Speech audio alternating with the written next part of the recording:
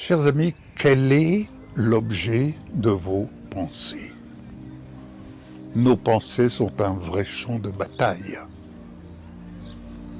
Et si nous laissons nos pensées être occupées par différents événements, différents soucis, oui, c'est un champ de bataille. Alors, nous pouvons lutter contre toutes ces pensées.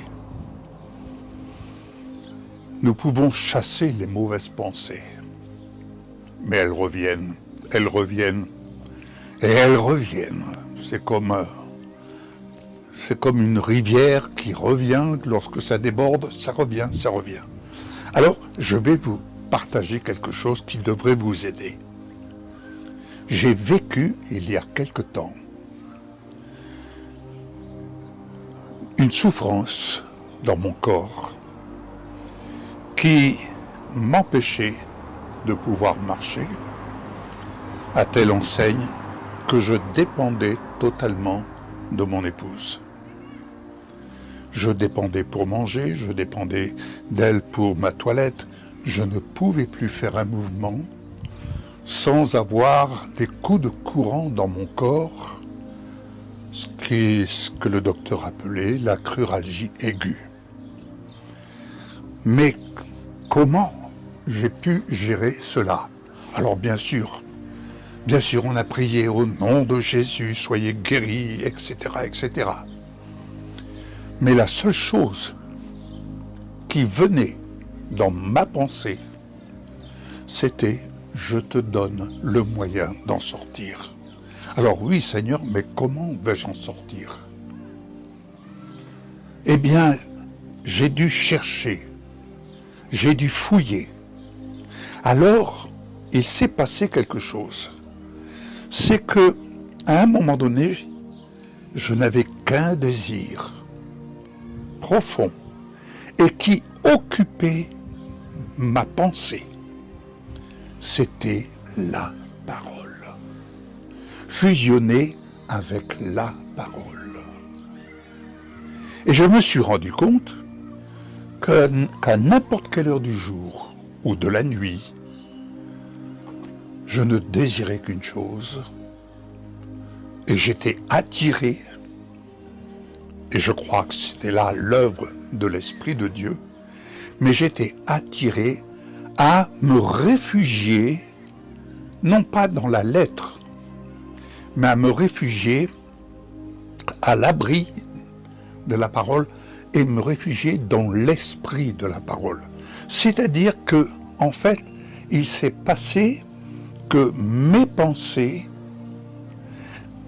étaient tournées vers la pensée de l'esprit de la parole, et l'esprit de la parole était devenu l'objet de mes pensées. Autrement dit, je ne cherchais pas à étudier et autres. Non, je cherchais le moyen d'en sortir et je savais, j'avais cette assurance dans mon cœur que celui qui me donnait le moyen d'en sortir et qui en était l'auteur, c'était Jésus. Et Jésus, c'était la parole. Et la parole était animée de l'Esprit de Dieu. Et mes pensées cherchaient l'Esprit de Dieu qui animait, chemin faisant, qui animait mes pensées. Mes pensées étaient sans cesse tournées vers le Seigneur. N'est-il pas dit, tu aimeras ton Dieu de tout ton cœur, de toute ton âme, de toute ta force, de toute ta pensée? Oui, j'ai commencé d'aimer de toute ma pensée. Et je me suis rendu compte, et j'en ai la lecture aujourd'hui, qu'un grand nombre de croyants ont leurs pensées tournées un instant vers le Seigneur, mais ensuite, leurs pensées sont tournées vers d'autres choses qui vont les encombrer, les choses de la vie, bien entendu, mais surtout préoccupés par d'autres situations qu'ils traversent, préoccupés par comment vais-je faire? Ah, Seigneur, aide-moi, et autres. Oui, mais nous sommes tellement attachés aux choses terrestres qu'on oublie un instant. Durant 6 mois, j'étais là dans mon fauteuil. Je ne quittais pas mon fauteuil, ou si peu, avec l'aide de mon épouse, car je dépendais totalement d'elle. Mais j'ai pu remarquer, lorsque mes pensées étaient en fusion avec l'esprit de la parole, écoutez bien ce que je vais vous dire, quand mes pensées étaient en fusion avec l'esprit de la parole, je n'avais plus de douleur. Je quittais cette fusion, les douleurs revenaient dans mon corps. Ah, j'ai dit, Seigneur, voilà le moyen d'en sortir, et le seul moyen d'en sortir, par la foi, c'était vivre cette animation à partir de mes pensées tournées vers le Seigneur, des pensées d'amour à l'encontre de l'Esprit de Dieu qui animait la parole. Oh, j'aimerais vraiment vous encourager à aimer le Seigneur, à aimer votre Dieu, révélé en Jésus-Christ, de tout votre cœur, de toute votre âme, mais de toute votre pensée. Et comme il est dit dans Philippiens 4, verset 3, l'objet de nos pensées, ce qui émane de l'esprit de la parole de vie, soit l'objet de vos pensées.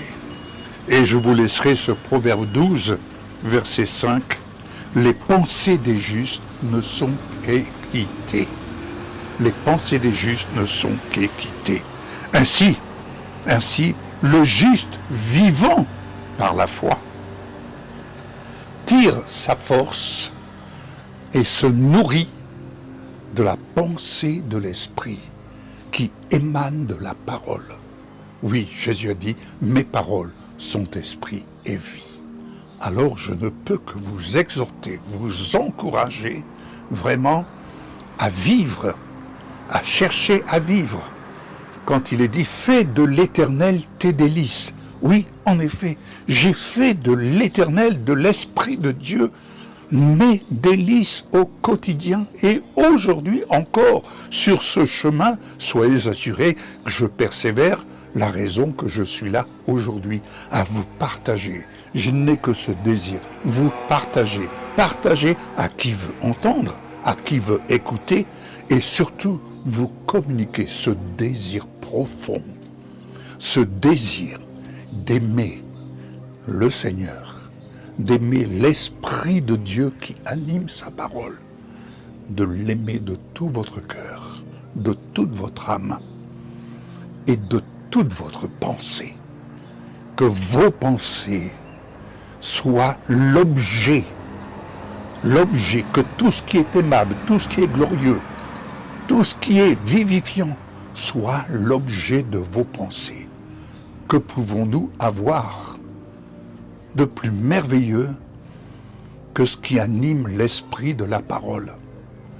Alléluia, bien-aimés, profitez de ce temps, que vos pensées fusionnent avec l'esprit de la parole et que vos pensées soient ainsi animées, fortifiées, et vous vous rendrez compte le bénéfice pour votre âme, mais aussi pour votre corps. 6 mois après, je reprenais la marche, car le médecin m'avait dit une chose, Monsieur Gravé, avec la grâce que vous connaissez, guérissez-vous vous-même. Chemin faisant, j'ai pris cette parole et j'ai remarché par la foi. Jésus a été pour moi le moyen d'en sortir. Que Dieu vous bénisse. À très bientôt.